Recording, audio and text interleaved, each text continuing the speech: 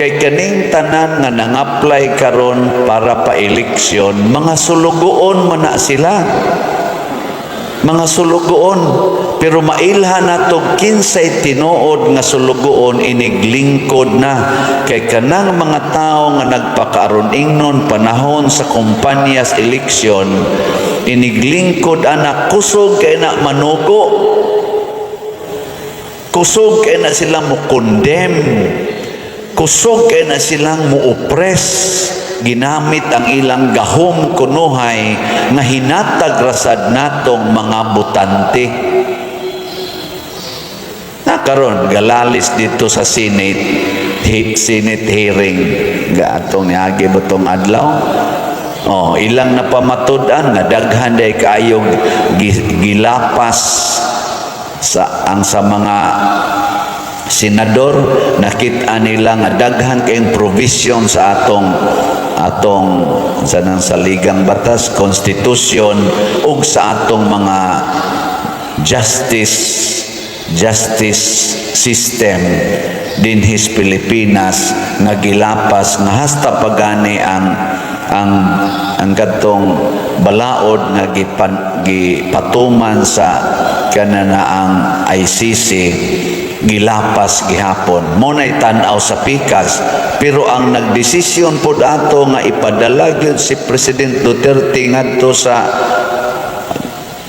gawas nasod, ang ilan ditong side nila ni General Torre, Marbil ug uban pa, doon nasa sila'y rason. Naasa sila'y rason. Base gyapos balaod. Pulos man sila nagamit og balaod. Makaingon sa tama mahalingi-lingi sa time. Sakto sad. Sakto sad. Gihiring sa mga vloggers kadtong mga gitawag og hearing aron maghimo og aid of legislation against aning mga fake news ani sa social media. Makaingon sa tanga, sakto kaayo ang ilang tumong niya maminaw sa tadiri speakers, sakto sad. Unsa may niingon ni Kristo, dili gina ninyo matawag og sayop, di sad matawag og sakto. Unsa may sukdanan ang bunga sa inyong binuhatan. Kinsa may nakahatag og kalinaw og kahusay sa atong nasod. Ang desisyon ba niining nagpadala ni Duterte ngadto sa ICC o ang desisyon ba sa nag-ingon wa lang unta to ipadala? Kinsa may mubunga niini og kalinaw og kahiusa sa atong nasod. Kinsa man nga desisyon og binuhatan ang makahatag og kalipay og kalambuan sa atong nasod isip mga Filipinos dinhi og sa mga tuas OFW nato mga igsoon. Ang pagpadala ba ni Duterte ngadto sa ICC o ang pagpabilin ba niya unta dinhi sa atong nasod nga anhi lang siya dinhi hiringon og hukban. Naay mga balaod nga isupport nato, pero unsa may bunga anang atong paggamit niya ng maong mga balaod? Maayo ba? Nagpakita bag kaluoy o nagpakita og kadaot o garbo? Muna ato ning pamalandungan, challenge ni nato, material sad ni nato para pamalandungan karon nga umaabot nga eleksyon.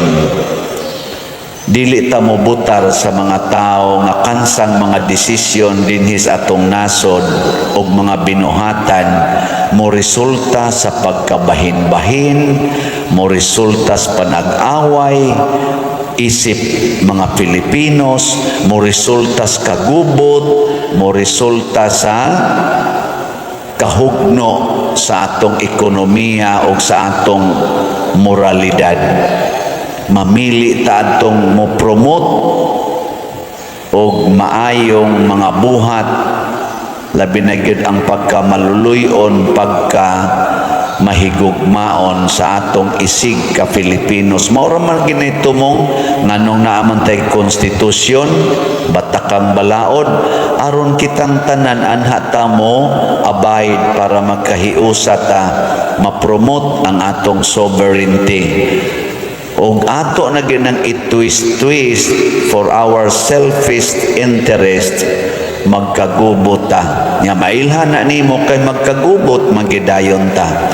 Karon di na magina ikalimod, gubot mangyud ang atong nasod. Gubot yun. Lingyay mong tupad. Ing na malinaon ramos inyo. Ing na malinaon ra. Congratulations, nagsunod si maayo tingali mo og maluluyon, pero mogawas na ginang atong kabuang, ang ato nang ipaambit, ang ato ng mga personal judgment, personal interests, maggubot kita, mahugno kita, og timan-an nato diris unang pagbasa, nag-ingon gid diri Ginoo paghimog milagro aron mahiusa mi pagbalik. Luwasa kami niining kaulip na namo karon, ug ang pinakadako yung kaulip na nato ang kaulipnan sa sala. Pasaylua ang sala para maliberate. Pasaylua ang makasasala aron maliberate. Diday sayop ditong ako. Pasaylua ang makasasala aron maluwas. Dumti ang sala aron maimpas.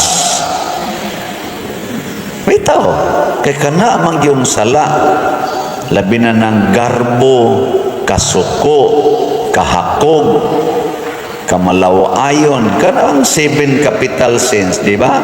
Paligas, pride, anger, lust, envy, gluttony, ang kaon gyud mailhan man na nimo mga kusog ing mukaon kay managko managmaayo, no? Managko. Gluttony, avarice, kahakog og sloth, katapulan. Dili katapulan nga way gibuhat, kung dili katapulan kay mubuhat lang kung dunay makuha. Paraning mga eleksyon ba ita? Butar ta, gisa may dakog hatag diya. Muna sila yung mga tapulan. Ay, butar oy, sakripisyok butar, nga way dawat-dawat. Pagkugi para sa nasod. Pagkugi para sa imong silingan. Ug maunay makahatag natog kaayuhan. So, mag-ampo ta na niining umaabot na tong eleksyon, dili unta mosamot og kahugno ang Pilipinas. Magampo ta og maningkamo ta sa pagpaniid og maayo. Dili ta maghuwat lang nga diktaran ta, kung dili maniid ta. Kinsa niining mga 40,000 kapin nga mga kandidato gikas pagka senador hangtod pagka singan anak diha konsehal, kinsa nila ang tinuod gyud nga maayo og maluluyon para natong mga Filipinos.